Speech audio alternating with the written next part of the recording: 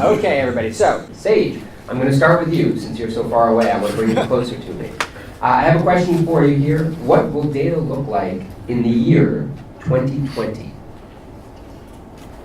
That's really interesting. To steal from someone who knows this much better than even like anyone in New York, I think, does it. Eric Schmidt had a great talk about this a couple of years ago where he was saying data growth, well, now 80% of all current data is unstructured, and over the next 5 years, it's supposed to grow 800%. So I think that the data growth will be in unstructured data, but the big problem that people like us can solve is making that unstructured data structured so that people can digest it and use it. Yes. Okay, excellent. Structured data. Who wants to describe the difference to our audience between structured and unstructured data and why it's important? Anybody? Go ahead, jump in. Sure. Do it!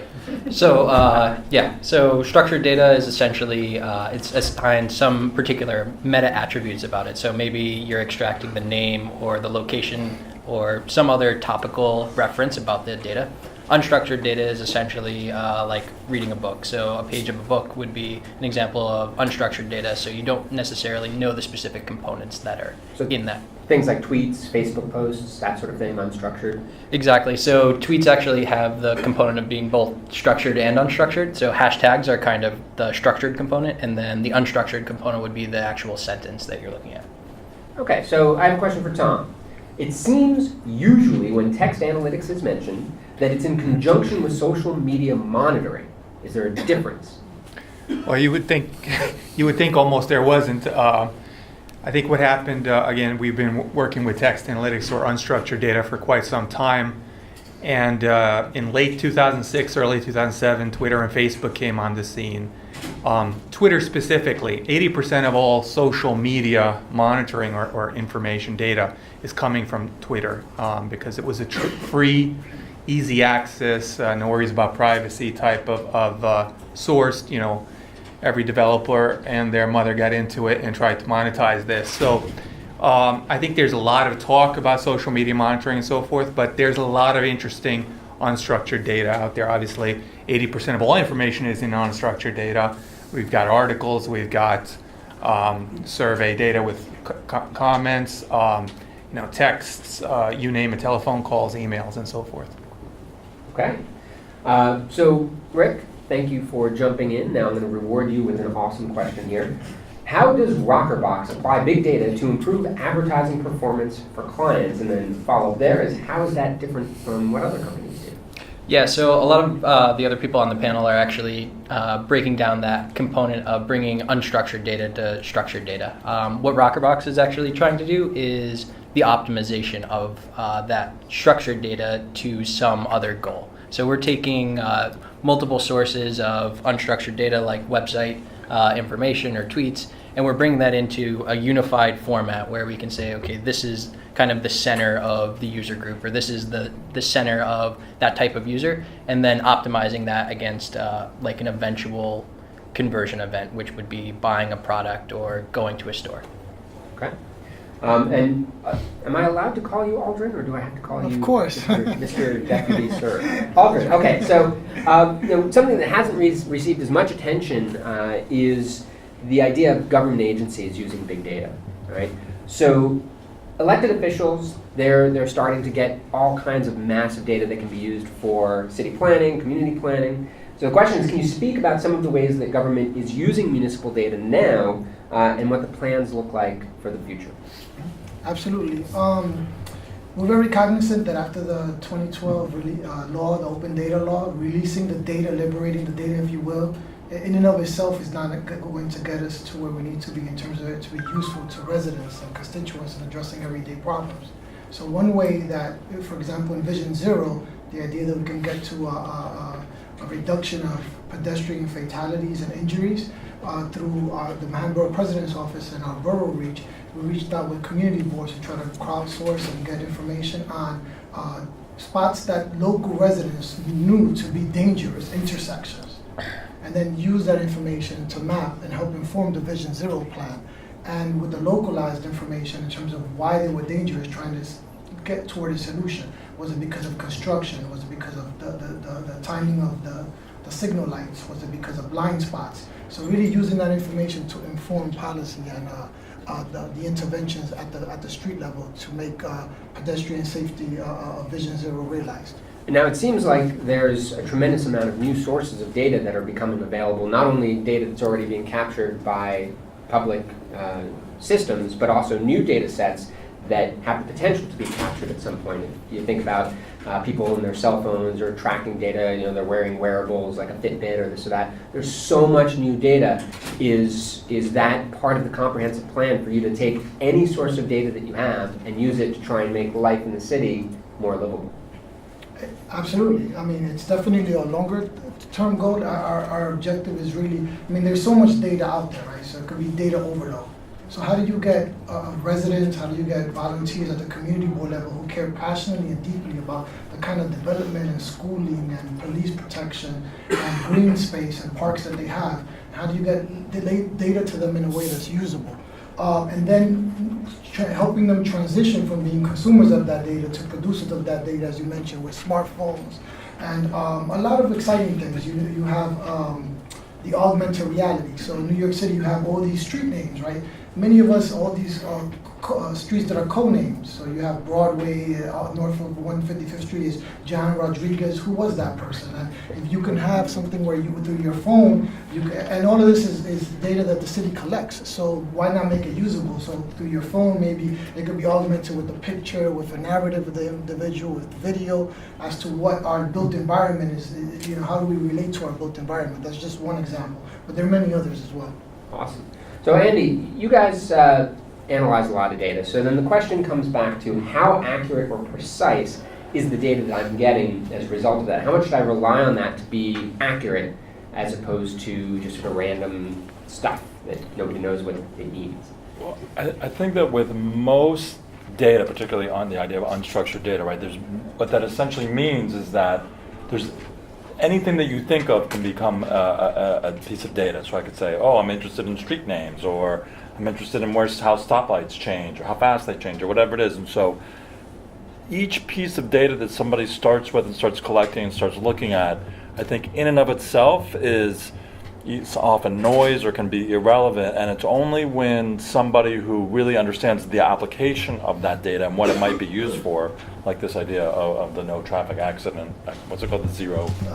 Vision Zero. Vision Zero, right? So only when you start to understand, like, yes, I want to answer this question, and then try to apply that answer, do you start to even start to understand how accurate a piece of data is, and then how valuable what you can really apply it to. So in my industry, where I do a lot of work with advertisers, they often want the answers to be 100% perfect.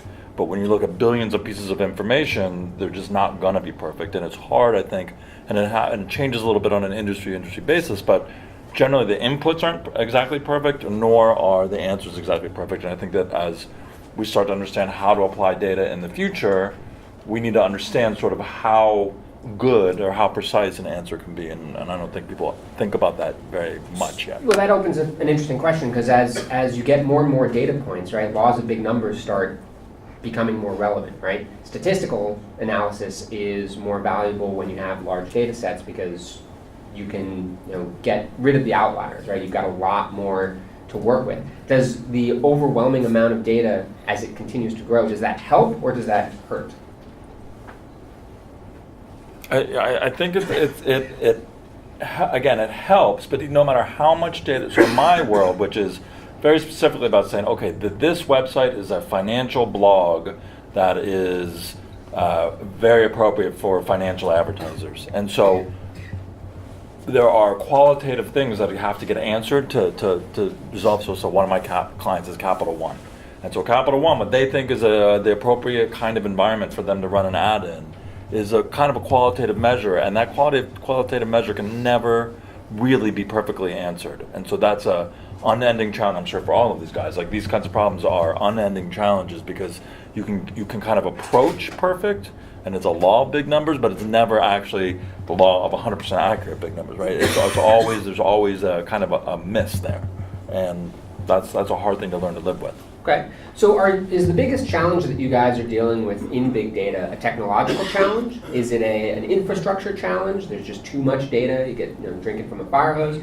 Or is it a challenge of algorithms? Is it a challenge of trying to figure out how to actually analyze the data? Because you have unlimited storage, you have unlimited processing power, but you just don't know what to do with it. So I'll let anybody who has something interesting to say about that answer.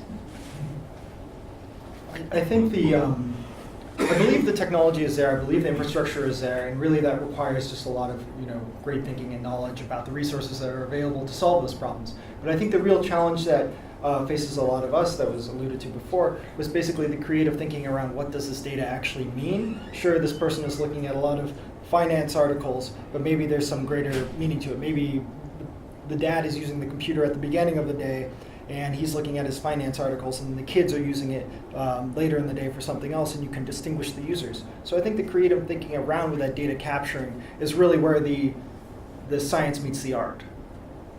Okay, so I have a question for Tom. What's your biggest big data pet peeve?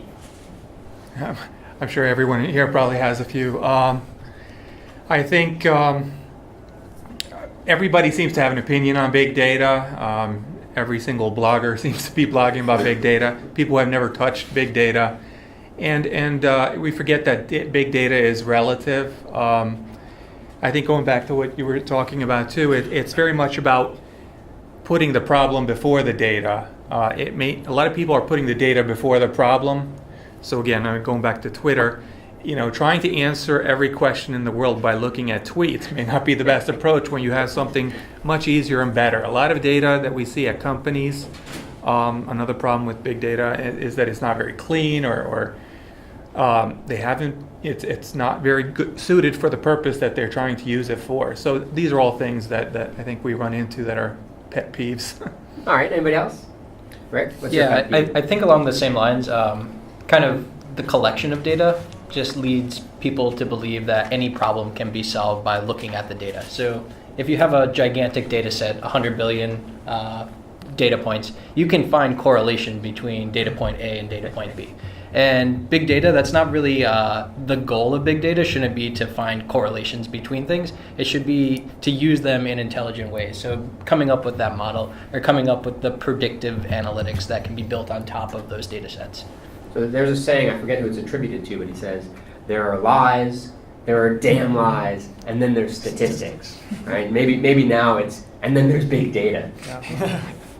So, anybody else? More pet peeves, big data? Yeah, well, just to share a story, we were out in the valley and we turned big data into a drinking game. So every company that mentioned big data, it was really a dangerous game. But basically, it's a very overused term. But in all honesty, every single problem can be a big data problem if you just look at things in the right way. So it is overused, but it's overused for a reason. Okay, so what's the most exciting new area of big data? What is down just over the horizon that we as lay people, we don't know about it yet because we're not living and breathing it, but you guys are like, oh, this is going to be awesome. What is that? I know it's hard to get that excited about big data, but come on, dig deep. I mean, I think the use of big data to solve long-standing intractable social problems that we face in the community is something that is an area that much needs to be explored in. Particularly, for example, let's say in Manhattan with so much development, when various developers come before community boards, they may have a 500 or 600 unit building going up. And lo and behold, they may say, oh, our environmental impact study says there will be no negative adverse impacts on schooling or parks or transportation. And the community residents have to rely on developers' data and their interpretation of it to really say, okay, yeah, this makes sense. When you have multiple developments going up in a 4 or 5 block radius, the cumulative effects on that, on the subway entrance, on the school seats if needed, on pre-K seats, on green space and open space, then becomes something that is a real concern. So I think the value added of the use of this data by residents throughout the 59 New York City community boards. I know this is something that we're trying to do at the 12 community boards in Manhattan. It requires a lot of a training, it requires a lot of asking the right questions, and it requires this budding new field of like civic technologists and people in mashups and hackathons and all these different things that really bring a social, public, civic spirit to the use of the open data to try to really address some of these pressing problems on the ground.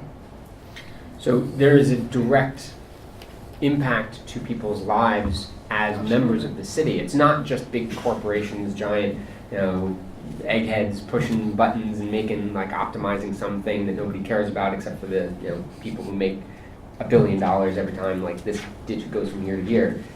You're talking about actually making people's lives measurably better through this technology. That sounds pretty exciting. I'm excited. Rick, you look excited. I think from my answer would be from Tom. From a technical point of view, I think unstructured text analytics married with predictive analytics is going to be very exciting. From a more practical point of view, currently all of our clients are Fortune 500, Fortune 1000 companies because they're the ones really who have the big data right now. In the very near future, all of us, I think, will have our own big data. On the one hand, we already have, most of us, big data in the form of email. We're seeing wearables, right? People are wearing the watches. They're monitoring how they sleep, their pulse rate, how much they walk. With Google Glass, you're monitoring and you're getting all kinds of video and audio and other types of data. So soon, this data, each of us will have our own personal big data, and then, of course, we'll want to know how we're doing relative to others, and how can we live longer, sleep better, be happier, and so forth. And I think that's going to be very exciting. So to me, maybe with exciting and kind of a creepy way of exciting is really what's, even though there are a lot of good things that the government can do with big data and good things that big corporations can do with big data, there's a lot of, as we all read about all the time now, a lot of really scary, a lot of really bad things that they can do with it. And for better or worse, it requires Columbia PhDs to really be able to use it well, to use it effectively and understand what they're doing, and to be able to, it is a lot of technology and it's hard to use, and it's scary about, there's a very small number of people in the world who are really good at dealing with these large data sets and trying to kind of figure out answers, and a lot of them work for really big companies and a lot of them work for really big government, and what's going to happen there, I think, is obviously in the news a lot, and there's very unclear answers, and I think there are good things that can happen with it and not such good things that happen with it, and I don't think we really know where it's going yet. So is there going to be a trickle-down effect that will happen on big data where currently only governments or large companies or people who are heavily trained in this stuff can do anything reasonable with it? Is that going to become consumerized at some point, like where an individual, sort of like you can do a Google search now, right? Searching large data sets used to be very, very challenging, but now anybody can go and do a Google search. So what does that trickle-down effect look like, and how long will it be before I can go and do my own David Carlos big data analytics by typing something into an app? Yeah, that's the bet that we're making. It looks a lot like currently existing systems, IFTT, if this then that, which is basically programming for everyone. There's a lot of great it looks like open source, it looks like GitHub, and it looks like a lot of generally available tools that are actually on the market right now that a lot of people can do, and hopefully it will look like Agolo, what we're working on. And Google themselves have some big data tools that they're open sourcing and letting everybody play with. Somebody say them, because I don't know the name off the top of my head, so people can Google those and find out more about that afterwards. Yeah, Google contributes to NLTK really well, and that's a fantastic NLP library. Also, just on the consumer-facing sort of applications of a lot of that stuff, Google Now is phenomenal. The predictive analytics side of it for consumers is really powerful, and they're just starting to ramp that up. In addition, inside of actually Gmail, they're doing some really interesting experiments as well, experimenting with personalized big data, which we brought up before. And then Hadoop has, did somebody just buy Hadoop? I'm dangerous. I know just enough to ask questions that may take it down very... Yeah, so Hadoop is actually one of the open source frameworks for managing large amounts of data. So Hadoop is basically a cluster management tool, so you can essentially structure the way that you're going to interpret it. So a lot of the techniques that like Sage would be using for NLP or Tom, those types of techniques would be run across a large cluster, and Hadoop is one of those technologies that allows you to do that. But I find actually the next frontier of these big data technologies. So there's new research out of Berkeley, California. They're doing like a new analytics stack. It's faster. It's more exciting. It's more exciting to work with. It's easier to program with. But those types of technologies, I think, are what are going to move us to the next level. So Hadoop was great. It was probably what Google had 10 years ago, right. And we've all been working with it for a while. But I think the next waves that we see are going to be what really pushes forward. So you're not going to see consumers like map reducing, like in their after hours, like, oh, I'm going to go home and map reduce something. Because I don't even know what map reducing is. I just know it's a term. I go home and map reduce, but that's about it. There you go. So while we're on the technology, let's talk a little bit more about like the infrastructure and the cloud. Like, where is the cloud? Are we in the cloud? How does that play into the big data ecosystem? Is it the cornerstone of it? Is it important to have massive scale in order to be able to do these analytics? Or what is the implication of the technology as it exists today, and then as it's going to exist in the next 5-10 years? Yeah, so I think a large component of it is like being able to run it across multiple machines. So what we've taken to date is a very like small concept and said, how do we scale it to the size of this big data problem? So if we have lots of data, how do we process it? How do we do it in a manageable way? So the cloud is basically an iteration of building out computers in kind of like this parallel format. So you put one box next to another, and you make them all work together. And that's essentially how I think about the cloud. And then the more consumer component of the cloud is you're able to rent these boxes. So I guess the cloud is a generic term for a lot of things. I think that the cloud is becoming more invisible, if anything, and more. I think going back to what you said about who will be doing what, yes, we will be making the average person data scientist, though that won't be what they think they're doing necessarily. And the cloud, I mean, that's already, most people in this room probably have cloud access, whether they know it or not. They're saving things to Google if they have Gmail and so forth. I have Google Glass. And as soon as I walk into as soon as it gets internet access in any which way it can and power, it will upload everything that's on there right to Google in a second. Yes, it's scary. But, for me, I look at it and I never had my pictures and things organized so nicely as I have now. No worries about them getting lost. So that's a benefit of the cloud.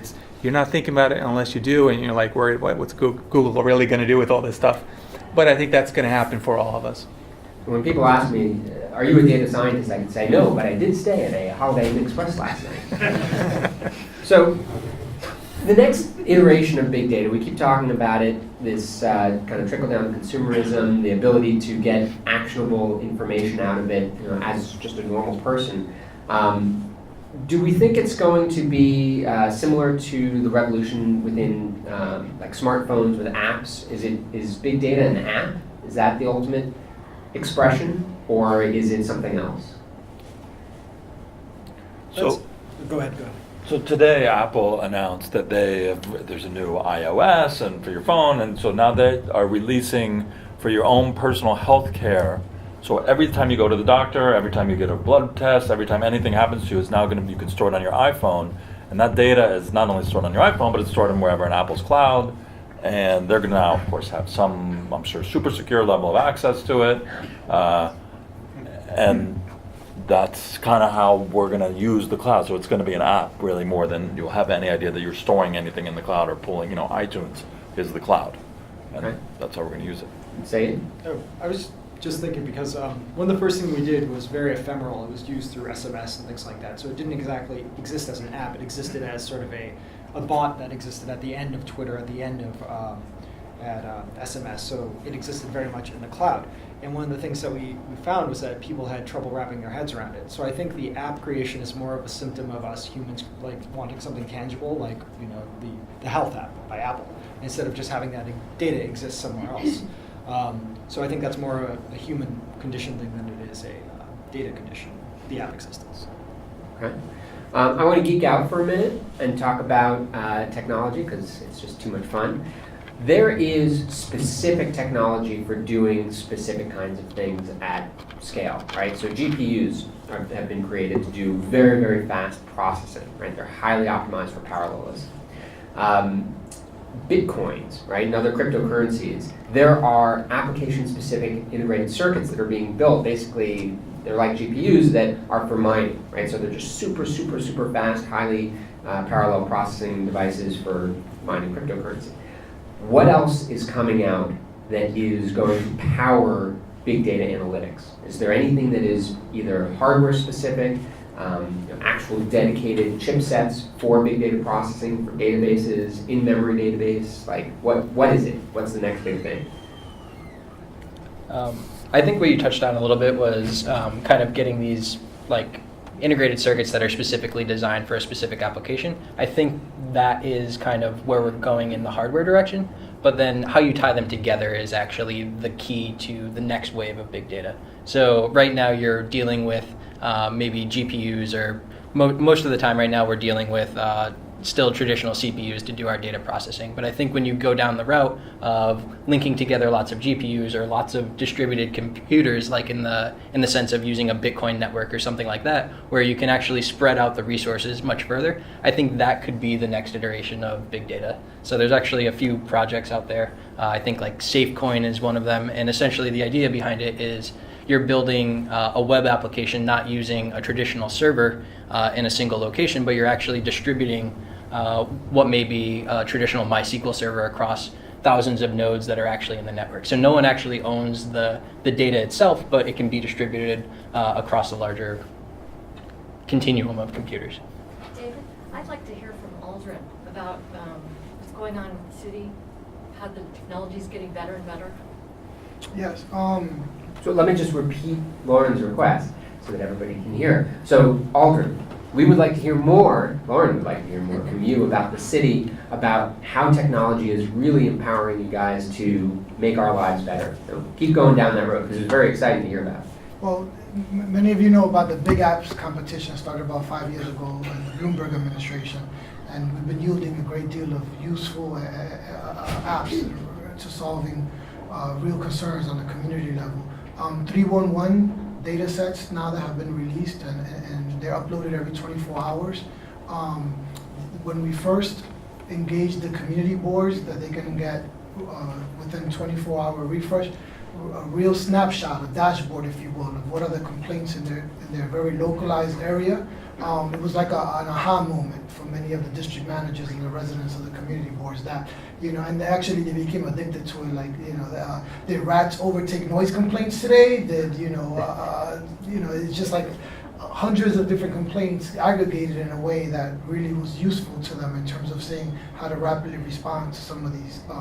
And just to show you an example, when establishments like lounges or bars come up for their liquor license renewals or new liquor license, communities can now use this data in terms of complaints, in terms of disturbances in front of the establishments, as a way to either approve or decline the request for a liquor license. And that's something that in the past, that level of data, that actionable data for them to use in relation to these establishments wasn't available.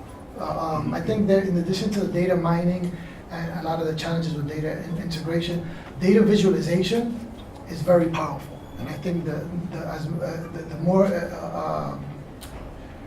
breakthroughs in data visualization that occur in terms of being able to help people with decision making on the ground level, at the community level, will be very helpful.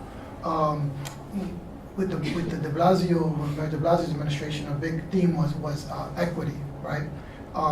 It's like intraocular trauma hits you right between the eyes when you see the variation on a variety of different variables in terms of the community services, in terms of community resources. And when you see it visually, you get a real sense of where you should be able to deploy some of your resources, some of your talents, some of your treasures in terms of dealing with some communities. So I think the visualization of data is something that we like to see a lot more happen in that regard to help the decision making that happens at the ground level. Well, how are people going to be able to use the data? Like, how do they know where to go if they want to report rats? or something like that, or you want one.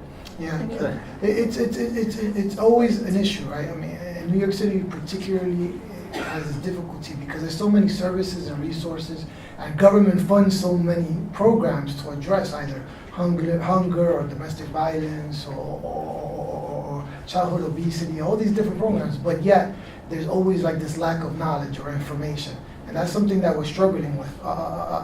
Information technology, smartphones can help in that, but it's something that we definitely struggle with. Just last week, Borough President Gail Brewer was working on issues of school lunch. I mean, we have a serious childhood hunger issues in the city. And the idea that even in public NYIT housing developments, they don't know that there are summer free programs just a block away. And when you take a survey, they're like, well, I didn't realize that. But yet they stand on lines in soup kitchens or in food pantries.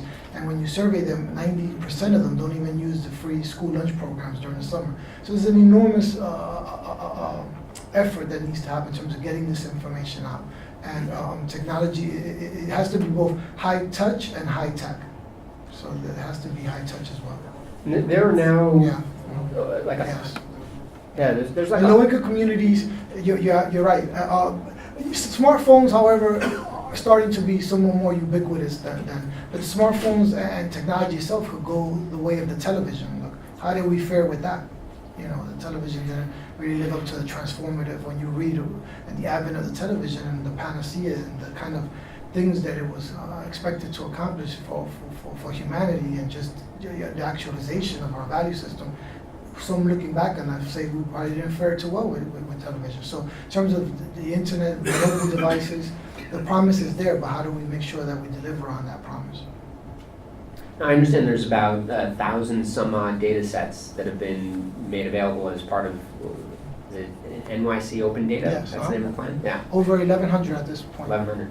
And is that have actually already been released, or is that what is planned to be released? Because I know they're doing over the next couple of years. Yeah, they have until, you can see the timeline at the New York City Open Portal website. The timeline for all city agencies, I think, stretches out to 2018. But so far released, we have upwards of 1,100. Right. And then there's a timeline where you see where the different agencies, when they're scheduled to release their data. And I'm very appreciative of your comments regarding privacy and security and the importance of that as well, because it's something that we grapple with as well. You can use technology to streamline and deliver government services a lot better, but you have to also be mindful of some of the security nature of the data and the privacy.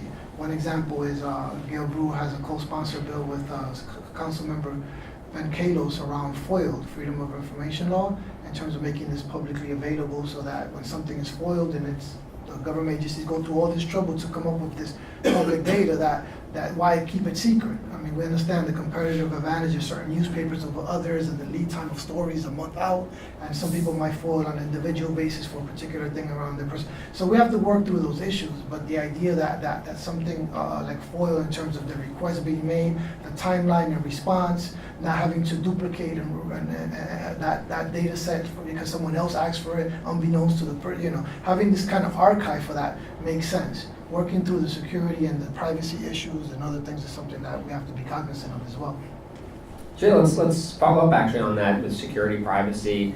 One of the things with big data is you have the ability to, essentially anonymize the information, right, by making sure that it's tokenized or doing something to prevent any personally identifiable information being released or tracked as part of this. How do you, as either a data scientist or me as a data consumer or just an average person, protect the privacy and the security of that data?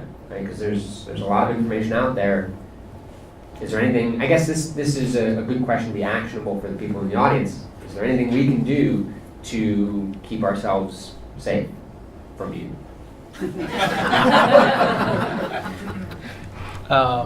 So I think a lot of the personally identifiable information that is available is something that is tracked by cookie. So for a lot of devices, they have a cookie stored on them. For mobile devices, there's a device identifier. And both of these identifiers are used to kind of track the behavior and allow advertisers in particular to be able to target you with advertisements. Both of these things are clearable. So on a mobile device, you can clear your device identifier. In a web browser, you can clear your cookies. And this gives you the flexibility to essentially opt out of this type of targeting. And I think another big component is that you don't actually need all of the information. So at Rockerbox, we only look at the last 15 minutes worth of data, and then we're kind of throwing away the rest of it. And part of that is because the data set is just too big sometimes.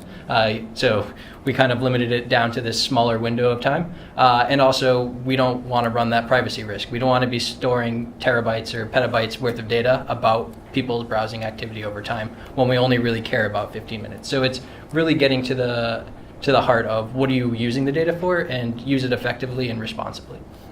Okay. We've done a lot of work in consumer insights, and in the past had done a lot of screen scraping off of discussion boards and that type of thing. Obviously, Twitter is another example of that, where if you say something, it's public, it's freely available, and companies are collecting that information, then analyzing it. So the question is, that's something that is private. So if you put something out there, what obligations and how should it be used? And that's something that comes up a lot in our industry recently. And the New York Times has had a series on privacy and data and so forth for quite a while now. And one of our competitors scraped a discussion board for health issues and cancer patients talking and so forth. And one of the guys in that room or on that board, got angry about that. And how are these companies going to use this information? Of course, he had posted there with a name and so forth. Now, there was a login information, but anybody could join the board. So is that right or wrong? I think when it comes to privacy, it's a difficult issue. But I think it's more important to understand how you use the data, whether or not that action should be legal or illegal, as opposed to the analysis. So if you're using data that you found on the internet for blackmail, we already have laws against blackmail. So we don't have to worry so much about that. There's gray areas, of course, but health issues, for instance. Of course, insurance companies could scrape this information, profile you, use predictive analytics, and get a risk category for you if they see that you talk about risky behavior, smoking, alcohol, or whatever. Or if you're interested in you're talking about some disease, maybe you say, oh, we're not going to sell you insurance. Something like that could conceivably happen, right? But again, that's sort of a problem about should that kind of analysis even be, legal, right? Technically, currently it is, but, once there's free healthcare for everyone, that won't be a problem either. Disruptive questions? Yes, I would love a disruptive question, please. No, thank you very much. But on this topic, there are, a slightly technical note, there are a number of techniques that fit under the umbrella of what's called secure multi-party computation, where multiple parties can access a database and collectively compute a result without individually knowing the content of the full records. Are you aware of any of these techniques? And if so, what do you anticipate them showing their head anytime soon? Somebody smarter than me has to answer that one. IBM just came out with one called homomorphic encryption. You go on their websites, they trumpet this, but I haven't seen it in anything mainstream. Yeah, I think generally that is kind of the future of privacy, but I also feel like it's on the leading edge. So for things like healthcare data, records where we're seeing industries that have traditionally not moved online because the data sets have been sensitive or have been in some way restricted because of either company-specific reasons or laws, I think those are going to be the ones that actually leverage that technology and use it most effectively. Yeah, from a little bit I know about that. You see like Watson using that inside data silos, but you don't see that operating widely outside of that area. And I think that's specifically why. Okay, yeah, go ahead. So I have a question that I hope all of you will answer. And we talked a lot, we've discussed the process of gathering data and different ways of analyzing it. I'd love it if each of you could give an example, whether it's something you're working on or aware of either an industry or an action where someone is gathering data and what they're gathering it for, and then they're looking to sell the data, and who might be out there to buy it. Because a lot of you made comments about data being useless, that there's so much of it, we can't use most of it.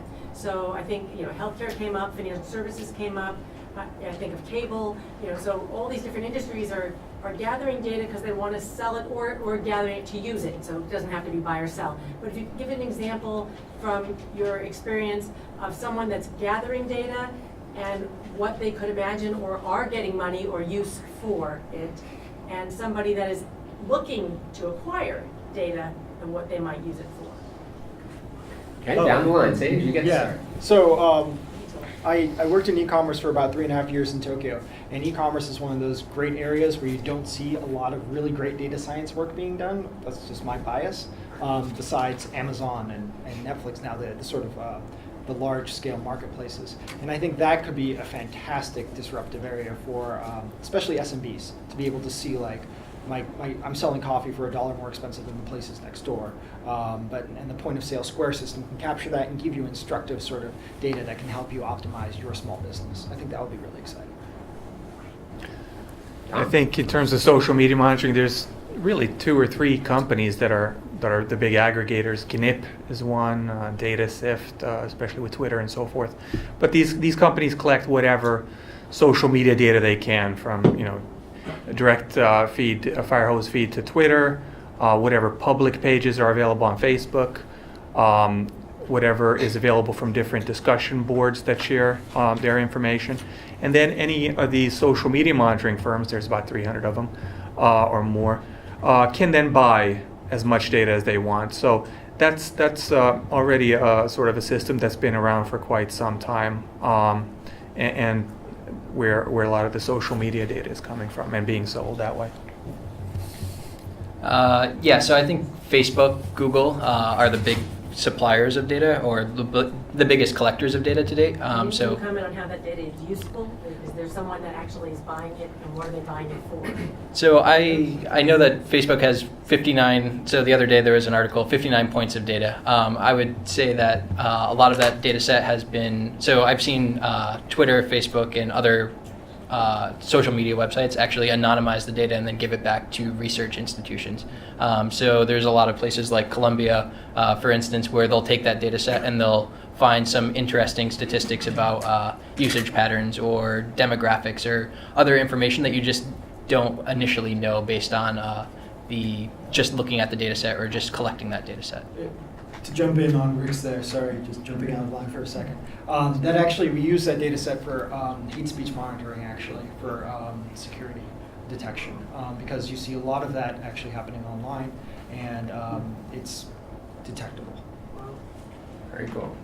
So, Aldrin, any government use for big data that Well, with the affordable housing crises in New York City in particular, in Manhattan, I know there's a big market to try to figure out, the definitive big data set on how many housing units, how many are controlled, how many are rent subsidized, how many are NYCHA, how many are off the market, how many are vacant lots. And this is something that you would think that we have a great handle on, but you'll be surprised. So I think a big data set on a full housing picture in New York City and Manhattan would be very something that would be in great demand. Cool. Well, I think that, to echo Sage's point, I think that, e-commerce, basically anybody online who sells anything, who buys any ad, is collecting data about where, if you've been to their website, what you've looked at their website, if you've been to Home Depot's website and you've looked at shovels or gardening or whatever it is, they know that, and they're going to collect that information and certainly use it to sell more to you. And then secondarily, if you've been to Google and you've searched for flowers, they know that too, and they're going to sell that to everybody they can sell it to.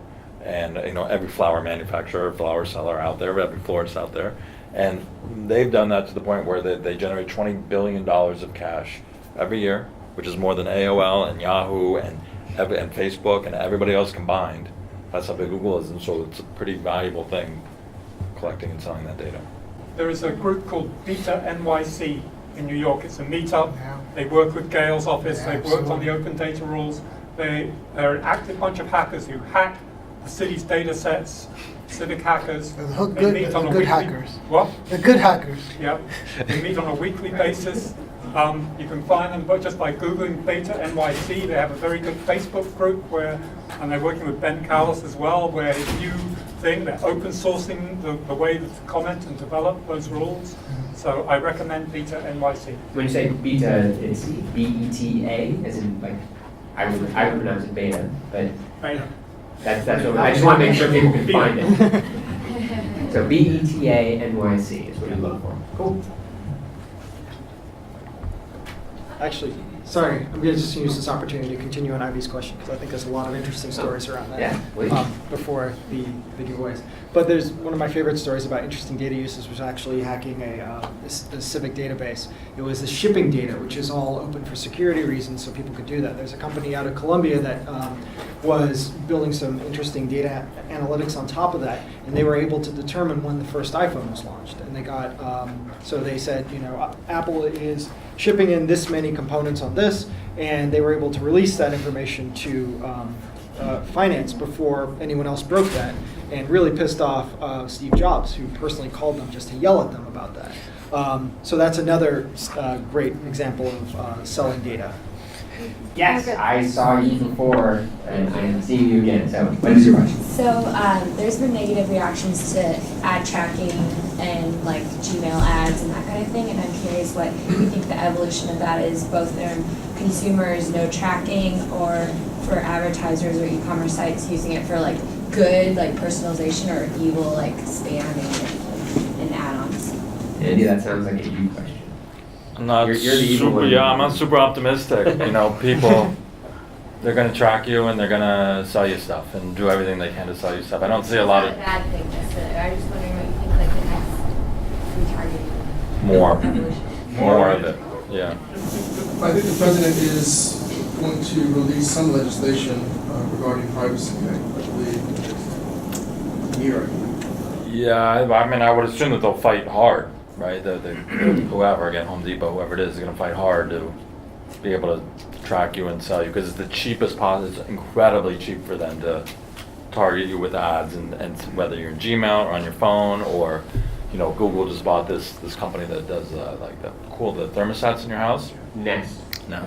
And Apple just announced something about that today too. Like everywhere you go, they're going to track you and figure out ways to sell you stuff.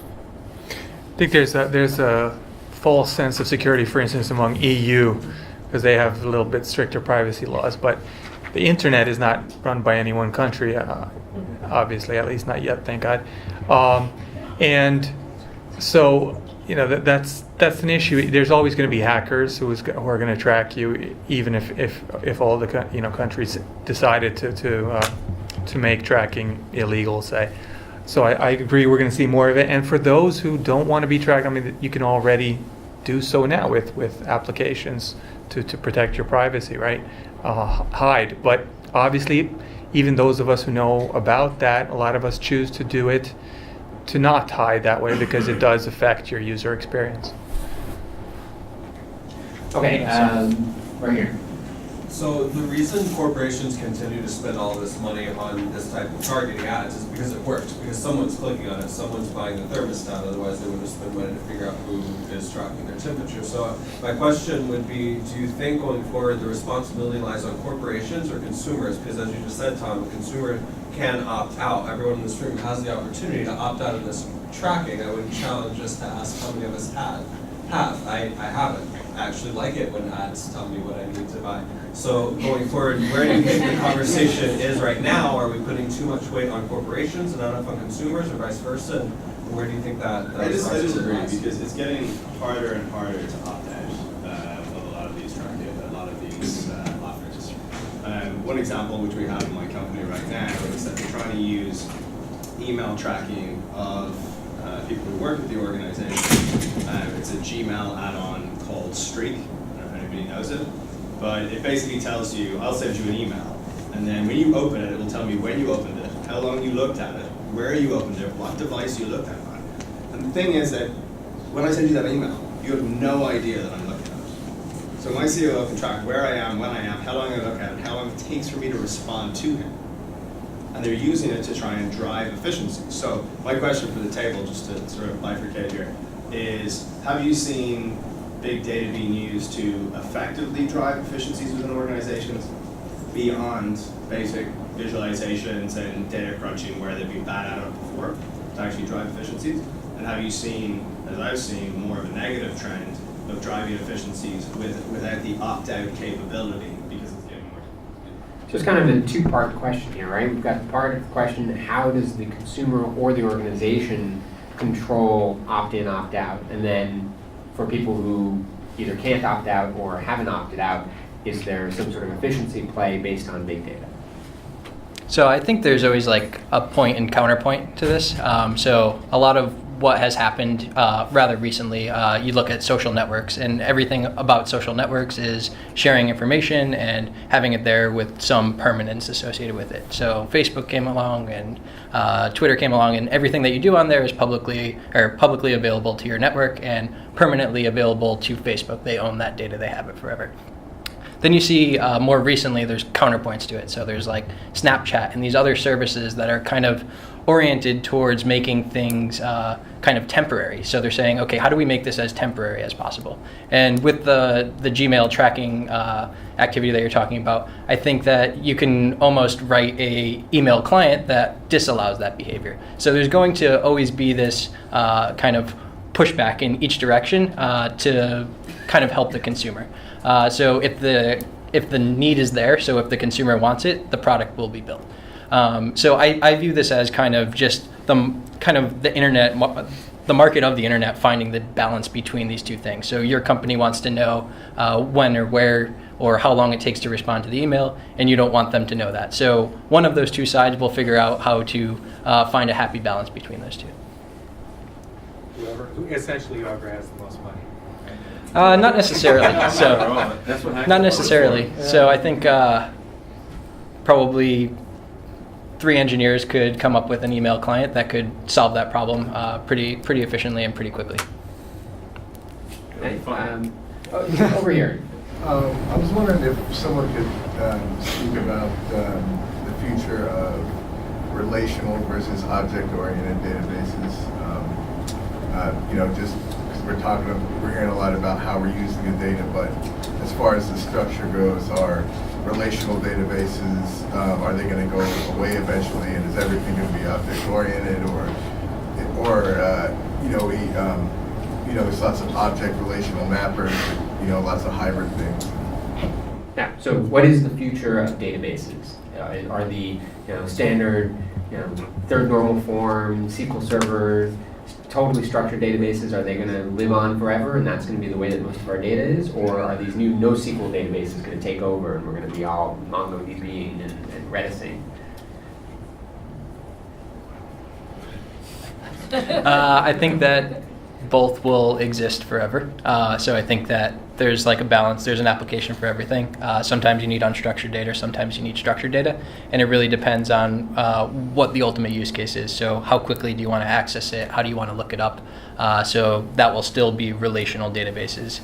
So anytime you're thinking about something as if it could be laid out in an Excel spreadsheet, that's essentially relational database. And anytime you are thinking about it as a page in a book, that's some other form of a database.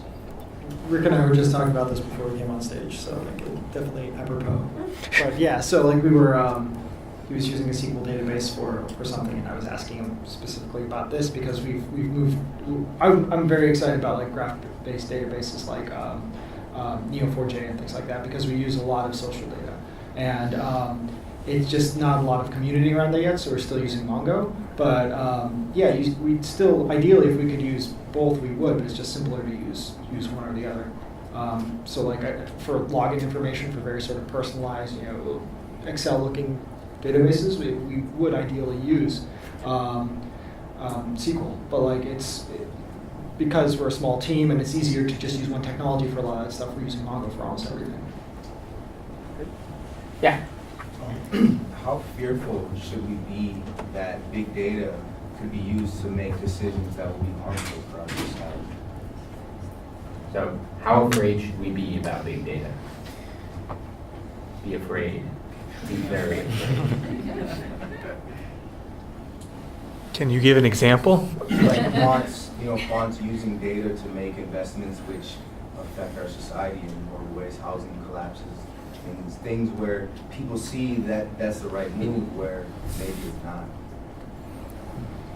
Well, I think part of that example is kind of goes back to the point counterpoint. So in that world, I think that you could have quants negatively using information, and then also people positively using that information. So it could be released as, or there could be regulation that forces the data set to be open. So transactions or your risk liability has to be publicly available. And if that was publicly available, other people could mine that data set and say, hey, what they're doing is actually not okay for us. We need to prevent them from leveraging up to a certain point or doing that. Pretty far away from that point.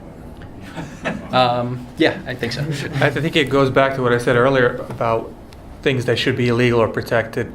You know, you shouldn't be allowed to do certain things that would be detrimental to all of society. Hopefully we have laws against that already, but in some cases we don't. But that's where we need to worry about more than whether or not sharing data. There are simple examples in the financial sector of just using big data already to do historical simulations of trading patterns, such as a class 2 hurricane in California, or somebody can say by hurricanes, leads to certain stock returns or patterns across certain indexes throughout the world and what their knock-on impact is. So this tool is already available. I won't name it. It's got incredible UI, but the statistical analysis is not that much that most of us are doing in college, right? The UI is incredible, and it makes all this information available to any investor who can go on and look at it. And what's happening is that people are all now making the same trades, and some people are building algorithmic trading patterns off that as well. They're all making, and you're seeing a move in the market as a result of those previously non-correlated events. And there's nothing illegal about that. That's just more information being available to people, more people acting on it in the same way, which actually causes a movement which wouldn't have ordinarily happened in the market, such as we saw with a housing bubble or certain stocks being bought and actually moving the marketplace. So I guess it's about unintended consequences, right? When you have algorithmic high-speed trading, for example, right, and nobody actually knows what the computer is doing, right? It's making trades, it's doing something. Yes, there are fundamental rules, but like there are fundamental rules to chess, yet there's still 10 to the 120th different chess games that can be played, right? So I think the question is, are the potential unintended consequences of utilizing big data analytics and, as sort of a corollary to that, any sort of high-speed computational, non-human driven systems, like, is that what is going to become Skynet? Are we, is that going to take over? Well, I think in that example, what it comes down to is speed, maybe. Nobody has perfect information. And not even the biggest investment banks. They're way faster. But it's just a little bit about speed. I think that's all it is. I don't know. I'd like to learn more about the big data sets of the New York City. I mean, you said there's 10,000. How can I get them? Not 10,000, 1,100, 1,100. Oh, how do I access them? They're in the New York City open data portal. So we just go there? You could go there, you could sort by the different agencies that are releasing the data sets or by theme. And the 311 data set is updated every 24 hours, and that's live as well. So you can create your own geographic dashboard. You could create your own community dashboard, if you will, just with the 311 data set. And does it require any sort of login? Like, do you have to create an account, or? No, you don't. No? Okay. And I guess I would Google NYC space open data, all one word, OPENDATA. Find it. Let's see, let me go in the back. Aldrin, hi. So you've got thousands of architects and engineers providing drawings to the city that become your database. That basically, have you standardized the requirements for all of those groups to submit their drawings so that you can have a coherent database of AutoCAD or Revit drawings? Or is that something that still needs to be done? I'm not sure. That would probably fall under the Department of Design and Construction. So I'm not sure what the protocols they have. I would imagine so, but I couldn't speak to that. Okay. Yeah. Aldrin, on the 1,100 data sets, what are like 2 or 3 that you think would be interesting for a web or mobile developer to create an application? They're a great deal. I think the NYPD data has gotten a lot better over time. I mean, they used to just report to the nearest intersection. Now I know people have been, particularly the hackers and hackathons, they've been able to scrape that data and get valuable information on violations and different crime stats. The information on traffic and pedestrian fatalities and just traffic patterns is an interesting one.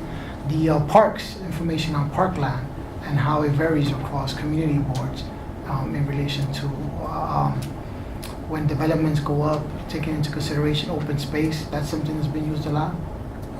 There's a variety of different ones.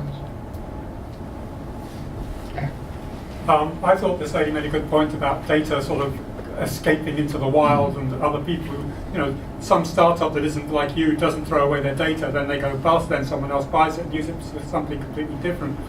I wonder at what point the FTC would step in, but the question is, what kind of regulation is needed or might come down the pike on big data? Anybody? So I'd hope it would be something that's applicable to not just the small companies or the unregulated, but the ones that are also doing the collection of data. So there's large companies out there that are the biggest aggregators of this data collection. Like social networks collect more data on an individual than any other service. So I think that those ones are also open to that same vulnerability. It could be via hackers or any of those things, but the requirements on them should be just as stringent as like a smaller startup that could be potentially selling the data. So I think that kind of the answer is twofold, is that if there's regulation over how the data set is used or where the data set is used, it needs to definitely be in a way that can kind of allow the business like a Google to continue to operate, but do it in a secure way for the consumer that actually is using their product. So I have a question. Are people still going to be tweeting in 2020? Like, is that a form of data that's going to exist? Not just because Twitter is stupid and annoying, but because it is such a challenging type of data to deal with. It has some structure, but it is primarily unstructured. Is there something else that's going to take over that, or is Twitter going to evolve to become more structured? I see what Twitter is doing. I understand on a couple different levels, but I think the easiest way to talk about it is basically annotated reality, where basically people can talk about anything they want with some sort of reality sort of application. So people could talk about, a restaurant if they want, a la Foursquare, or they could talk about a movie or something like that, a la Shazam. So I think it will exist in some form because people love to talk about stuff. But what it will actually look like will probably be very different and probably be much more structured. Okay. Zach, you had a question. And remember, a question is one sentence and with a question mark.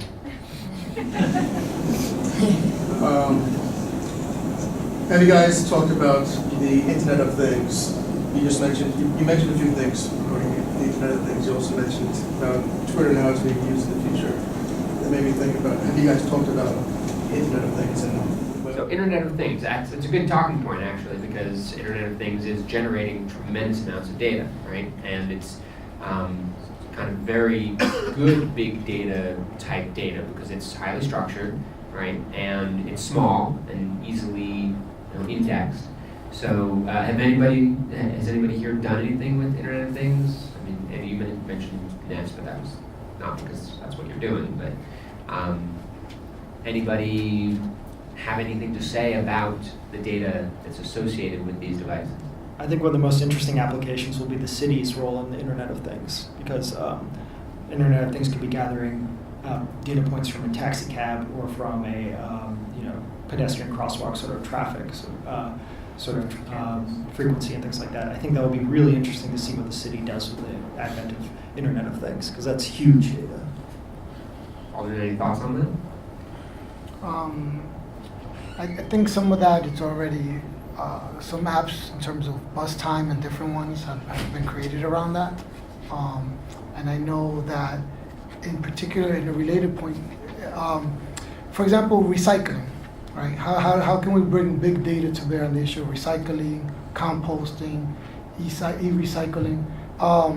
When you look at the data that exists now on the participation rates in the residential and commercial, you're able to then see real gaps within the buildings and the communities and the areas that are recycling, that are composting, both on the residential and commercial. And you're able to see that in order to move the needle on the participation rates, you would have to, for example, target NYCHA, right? NYCHA itself is like the size of Atlanta. So rolling out a project there, you get to see that, okay, maybe you affect these 400 or 1,000 buildings, but just affecting this one complex will get you a bigger foothold in terms of the participation rates and making a dent and diverting the waste stream than where where the current effort is. So that's one area where data, in terms of when you mentioned earlier, that I've seen promising results. Many of you probably seen the study on in open data and big data regarding the issue with grease clogging up the sewage systems, this whole yellow grease, right? Some restaurants not disposing of their grease in the way that they're supposed to, and overlaying then where the problem areas in terms of the clogging up of the sewage system, overlaying that with the city records on Carters, the official Carters, to take away the grease from restaurants, and then being able to pinpoint those restaurants that didn't have contracts with Carters, and then being able to target and seeing how they're trying to they're the ones who are causing the problem. So there's a variety of different ways where you can overlay different data sets to try to narrow in and to come up with a kind of policy solution, or kind of even if you have to incentivize something, or if you have to create a fine structure for something. I think this is an area where big data has been helpful. Andy, I'd like to hear how you use big data. So how we use it is that, so my clients are basically our advertisers. You know, these people I'm not so happy with sometimes, but my clients are the advertisers who are looking to really put their ads in places that they think are most effective. So I mentioned Capital One before, the credit card company. And what they are very conscious of their brand and kind of who they are and what they represent, and they want to appear on very specific kinds of websites. So in order to look at that at a great scale, right? So there are about 2 million websites out there that sell advertising in the United States. And so to be able to figure out which of those 2 million websites meet the criteria that Capital One is looking for, we go and crawl or scrape, or whatever's the right word, lots and lots of web pages on lots and lots of websites and collect about the tens of thousands of pieces of different pieces of information about every single one of those websites, and then have developed a whole bunch of algorithms that are kind of nonsensical in some ways to a human being. So we look at the HTML structure and all kinds of different things and say, okay, if it's a little bit of this and a little bit of that and a little bit of this, it turns out that this is a blog. Or it turns out that this is about, we look at a lot of words on a lot of pages, and this is about finance, or whatever it might be. And if you create enough of these kind of categories, or take all that data and structure it up into very small little numbers of categories, it turns out that you can sell that to Capital One, who only wants to buy it for a certain campaign. They only want to buy ads on bloggers about finance that don't do this, don't do that, and don't do that. And if you can identify that out of those 2 million sites and do that really fast, then they're interested in buying that. So that's really what I do.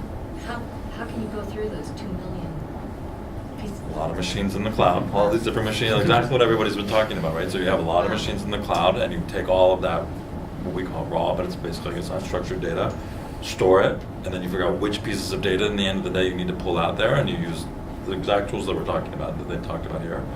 Pull it out and say, okay, I need to see these exact things and these measurements, and then run it through basically sometimes they're algebraic formulas, and say 0.6 times this and 0.3 plus this, and if you get 70, the answer 72, then that means that this is a financial website, and that's what we're looking for. That's question here. In terms of accessing and then analyzing unstructured data, could you talk about, any of you guys talk about the cost and the trends on how that has, where that's been and where that's going?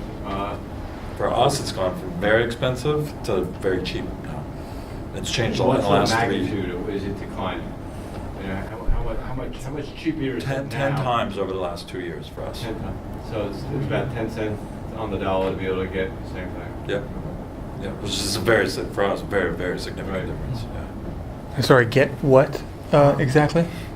So for us, the magnitude and cost, the cost reduction of, we live in Amazon, my business basically lives in Amazon, and so the cost reductions in Amazon and our ability to collect and process data more rapidly has been about a 90% reduction in costs there for us. We have time for one more question.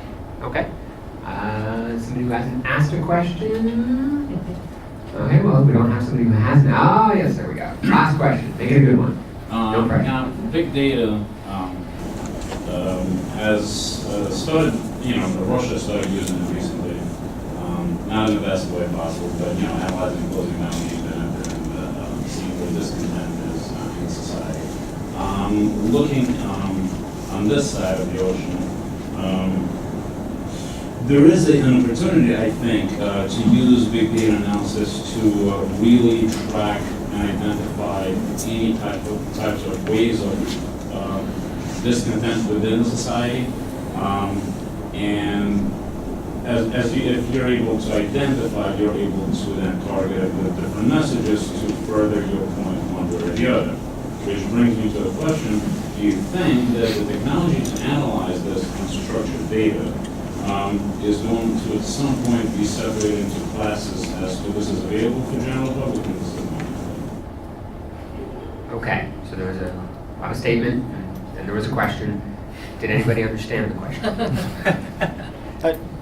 I think it's basically a hierarchy of resources, right? So like some of it's going to be preserved for government use, some of it's going to be available for consumers, and some of it's going to be for businesses. That's kind of the pattern. It's like a lot of this stuff is very expensive. Well, Siri is a great example. Siri was a DARPA project, government funded. It was the only real way that it was, natural language processing of human speech was possible. And because it was a DARPA-funded product of a bunch of great guys out of Cornell, it became cheap enough that you can have, well, I guess not cheap because Apple's the largest company in the world own it, but that other people can start developing similar technologies and actually have NLP working on, and natural language processing working on human speech. So it's a trickle-down effect. It definitely is a trickle-down effect. But I don't think, I think technology wants to be free. I think technology wants to be used by everyone. So I think eventually all of this will be available to everyone. Well, thank you so much. And thank you for our panel.